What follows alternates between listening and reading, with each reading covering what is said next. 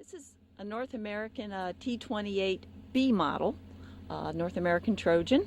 Several of them on the ramp here. It's going to be about 28 airplanes, 28 T-28s here at Sheboygan today. I've been flying this particular airplane for approximately, 5 years, I guess. Got into it. This aircraft is based at my home field in Chesterfield, Virginia, which is close to Richmond, Virginia. And the gentleman that owns the airplane taught me to fly it, and now I'm here learning to fly formation, trying to work on my wing qualification. Been a pilot for 20 years, and I run a flight school back in Chesterfield, Virginia. How does it feel to be probably one of few women in this group?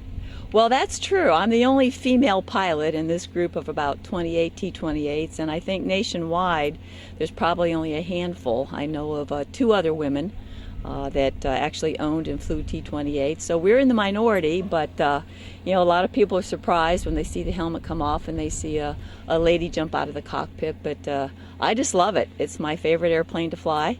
I fly jets and training airplanes and T-28s, and this is just a joy to fly.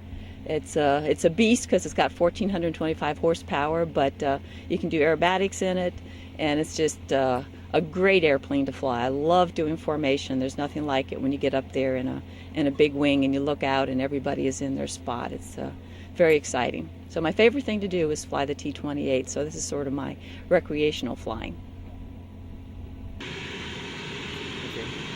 The engine on the T-28, on this particular one, the B model, is a Curtiss-Wright 1820. It's got a mighty 1,425 horsepower, so this thing can really move. As you can see, it's got 9 cylinders, and it can crank out a lot of horsepower and a lot of heat. And when you're in the cockpit, the pilot's right behind the engine, so it gets pretty warm there, particularly in the summer. The other thing about flying a T-28 is the noise from that large engine. Creates a lot of vibration, and when you're in the cockpit without a helmet or a headset, it sounds like a freight train. You really can't communicate or talk to each other. So we wear helmets. Some of the guys wear just headsets, but you need something to drown out the noise. But we wear the noise attenuating headsets so that we can talk to each other.